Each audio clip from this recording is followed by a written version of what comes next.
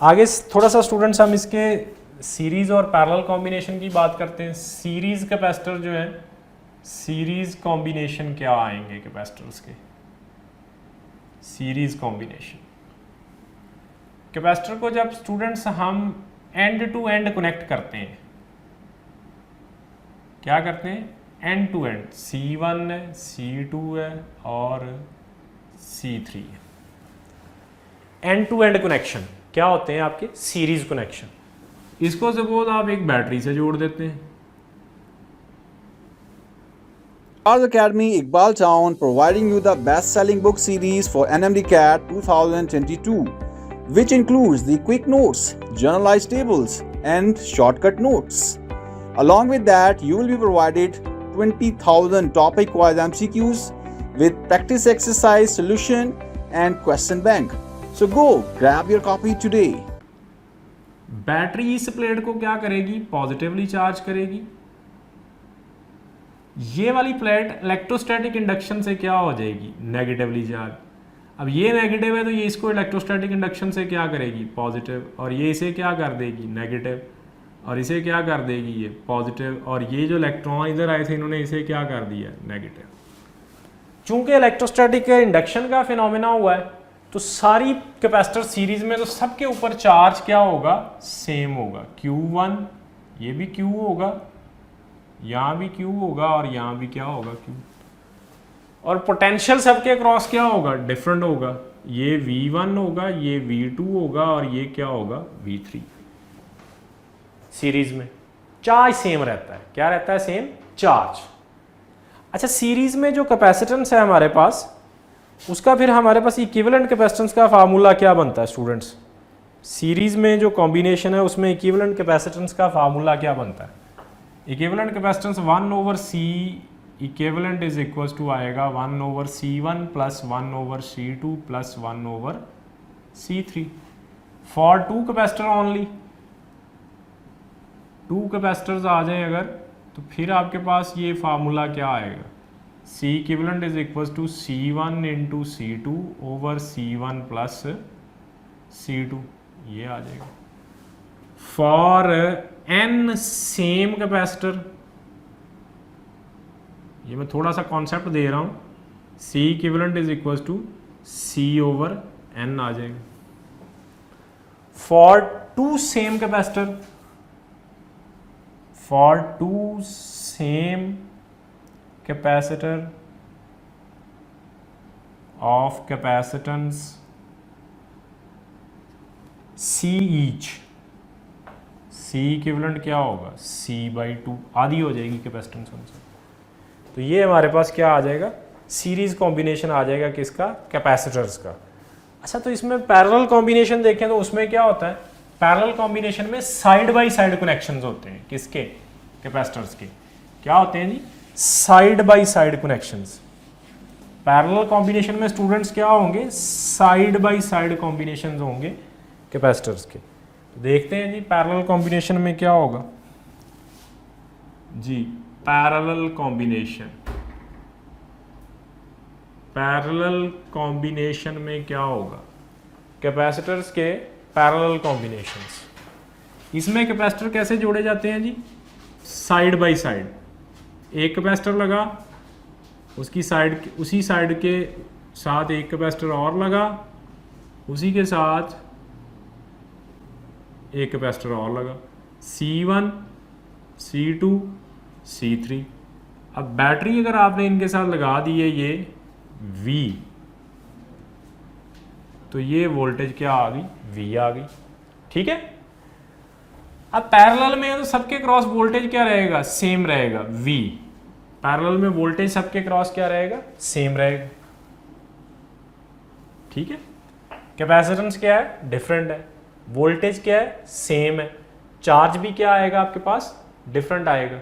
ठीक है जी। तो स्टूडेंट्स, इस केस में आपके पास कैपेसिटेंस का क्या फार्मूला आएगा? C इक्विवेलेंट इक्वल आएगा C1 plus C2 plus C3 for n same capacitor. क्या आएगा जी? ये n same capacitors. C equivalent is equal to NC आएगा। ठीक हो गया स्टूडेंट्स। तो ये पैरेलल सीरीज के छोटे छोटे फार्मूलाज थे। अब हम आगे इसमें डिस्कस करते हैं energy stored in a capacitor, कि एक कैपेसिटर में एनर्जी कैसे स्टोर होती है। तो स्टूडेंट्स देखें, जब हमने एक बैटरी के साथ एक कैपेसिटर को अटैच किया,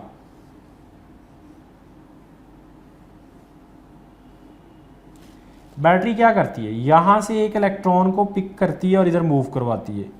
ये एक इलेक्ट्रॉन को बैटरी क्या करती है जी, इधर मूव करवाती है।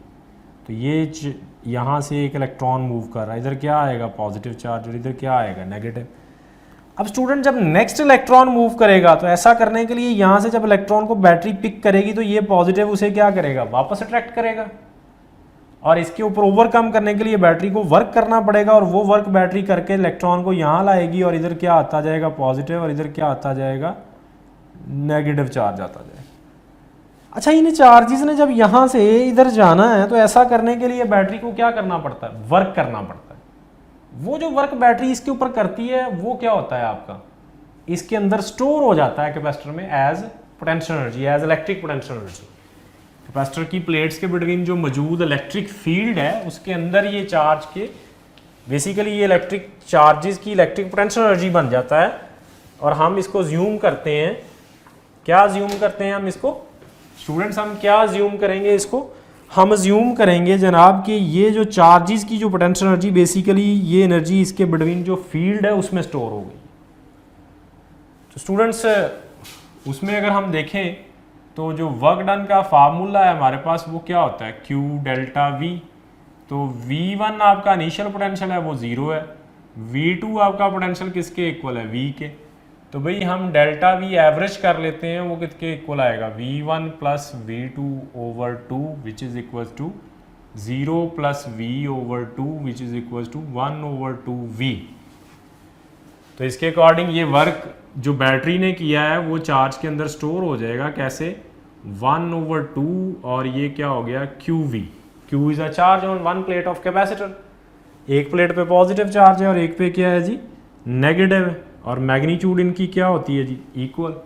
ठीक है, तो ये आपके पास क्या आ गया, energy stored in a capacitor.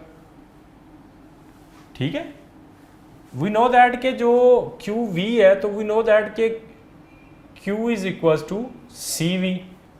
तो इसके अकॉर्डिंग चलें तो ये वर्क या एनर्जी किसके इक्वल हो जाएगी, 1 over 2 CV into V is equal to 1 over 2 CV square. फिर अगर यहां से हम इसी से C को पुट कर देते हैं Q ओवर V, तो फिर ये फार्मूला क्या बनेगा, वर्क इज इक्वल टू, अगर हम ये इसमें पुट कर देते हैं तो वर्क किसके इक्वल होगा 1 ओवर 2 जी स्टूडेंट्स, C की जगह मैं क्या पुट कर दूंगा Q over V into V square, sorry V is equal to Q over C put कर देते हैं। तो ये आपके पास क्या था Q, और V की जगह पे क्या आ जाएगा Q ओवर C का स्क्वायर। तो स्टूडेंट ये क्या बन जाएगा 1 ओवर 2, क्या आ जाएगा जी V यहाँ से हमने निकाला तो Q ओवर C आ गया, सॉरी, तो ये आ गया Q ओवर C, तो ये बन गया 1 over 2 Q square over C। तो ये मुख्तलिफ फार्मूलाज हमारे पास आ रहे हैं। ये देखें, एक ये फार्मूला आ गया है, पेपर में भी ये इस दफ़ा पूछा गया था, एक फार्मूला ये आ गया है और एक ये आ गया।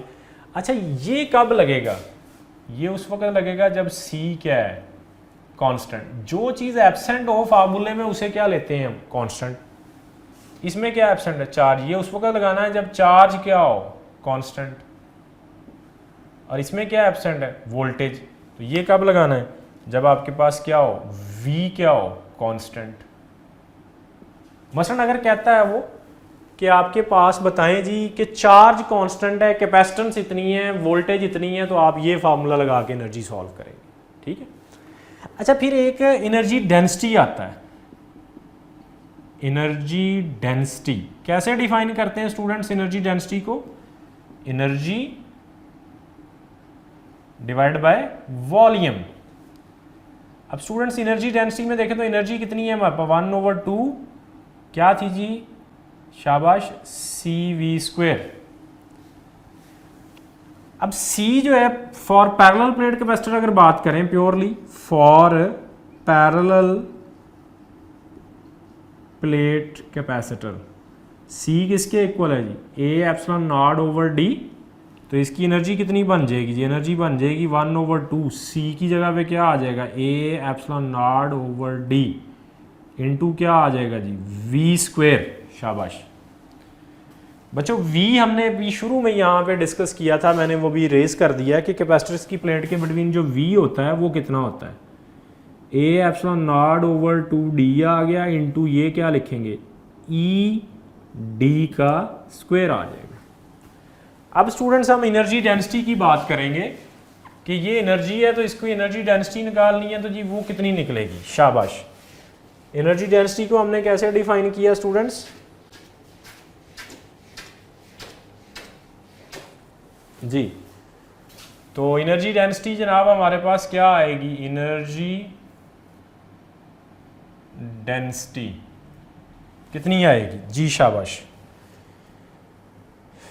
वॉल्यूम पे डिवाइड करना है। वॉल्यूम कैपेसिटर का कौन सा आएगा, ये प्लेट्स के बिटवीन जो वॉल्यूम, ये सेपरेशन आ गई डी, इसका एरिया आ गया ए, तो वॉल्यूम कितना बना है, ए इंटू डी। ठीक है, तो एनर्जी कितनी आ गई जी, अब आप देखें आपके पास 1/2 ए epsilon naught over D into E square D square divide by volume. ये डी स्क्वेयर से कैंसल, 1/2 ए एप्सिलॉन नॉट ई डी। अच्छा, वॉल्यूम किसके इक्वल है, ए इंटू डी, तो ये इससे कट गया, ये इससे कट गया, क्या आ गया 1/2 एप्सिलॉन नॉट ई, यानी 1/2 एप्सिलॉन नॉट ई। ये आपके पास क्या आ गया, फॉर्मूला आ गया किसका, एनर्जी डेंसिटी का। फॉर मीडियम अगर बात करें तो फिर क्या आएगा जी, एनर्जी डेंसिटी फॉर मीडियम। अगर मीडियम प्लेट्स के बिटवीन हो तो फिर ये फार्मूला क्या आएगा, 1/2 epsilon r epsilon naught e square. तो यहाँ देखें तो जो एनर्जी है हमारे पास, या जो आपके पास एनर्जी डेंसिटी जो है, ये क्या है जी, ये डायरेक्टली प्रोपोर्शनल है किसके, इलेक्ट्रिक फील्ड के स्क्वायर के। इलेक्ट्रिक फील्ड का स्क्वायर डबल कर दें इलेक्ट्रिक फील्ड को तो एनर्जी डेंसिटी क्या हो जाएगी, 4 टाइम हो जाएगी। ठीक है, हाफ कर दें तो उसको एनर्जी क्या रह जाएगी जी, हाफ रह जाएगी। ओके जी, तो स्टूडेंट्स हम आगे एक प्रॉब्लम डिस्कस करते हैं। Figure show different combination of capacitors if total charge is 600 microcoulomb, then determine the value of V1 and C2। ये एक आपको डायग्राम दी हुई है, इसमें V वोल्टेज लगा हुआ है, V1 अक्रॉस C1 है, V2 क्रॉस दिस कॉम्बिनेशन है, C3 गिवन है, ये वाला कैपेसिटर जो है इसकी वैल्यू गिवन है, और C2 हमने फाइंड क्या करना है, we have to find V1 and C2, ये हमने फाइंड करना है। अब टोटल चार्ज देखें कितना है, 600 माइक्रोकूलम। तो ओवरऑल देखें तो स्टूडेंट्स ये जो है, ये कॉम्बिनेशन जो लगा हुआ है ये पैरेलल है, but this combination is in series with this capacitor. तो अगर ये इसके सीरीज में है तो हमने अभी पढ़ा था सीरीज में चार्ज क्या होता है, सेम। टोटल चार्ज कितना है, 600, इसका मतलब इसके ऊपर भी 600 है, इन दोनों के ऊपर भी कितना है, 600 कूलम है। ठीक है, अगर इसकी कैपेसिटेंस भी गिवन है, चार्ज भी, तो इसकी वोल्टेज हम निकाल सकते हैं। तो V1 आपके पास क्या आएगी जी, V1 अक्रॉस C1V किसके इक्वल आएगी जी, Q ओवर C1। तो Q कितना है जी, 600 इंटू 10 पावर -6, और C1 कितना है जी, 15 इंटू 10 रेज टू पावर -6। ये कट गया तो ये कितना आ गया जी, 40 वोल्ट आ गया जी। ये वोल्टेज कितनी आ गई जी, 40 वोल्ट। अब by Kirchhoff law total voltage V है, ये इक्वल होगी इसके प्लस इसके सम की। सो v जो है वो किसके इक्वल होगी, v1 प्लस v2। v1 कितना है आपके पास 20 और v2 कितना है, सॉरी v1 कितना हमने कैलकुलेट किया है जनाब 40 और v2 कितना है जी 20। टोटल वोल्टेज कितना आ गया 60 वोल्ट। ये आपके पास 60 वोल्ट आ गया टोटल वोल्टेज भी आप निकाल ली हमने यहाँ से, ठीक है। अच्छा अब हम देखते हैं जी चार्ज कितना है जी, इसका जो चार्ज है ये इस कैपेसिटर के ऊपर, charge on C3, charge on C3 which is equals to Q3।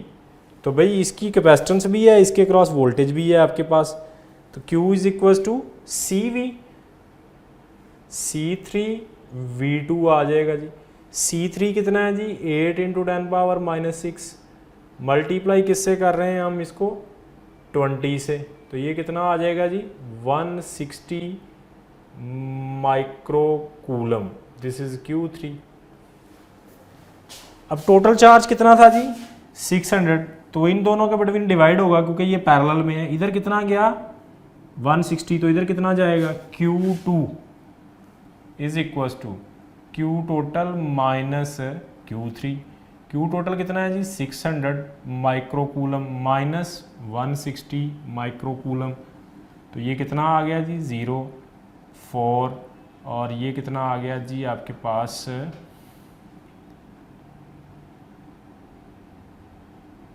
440 volt micro coulomb.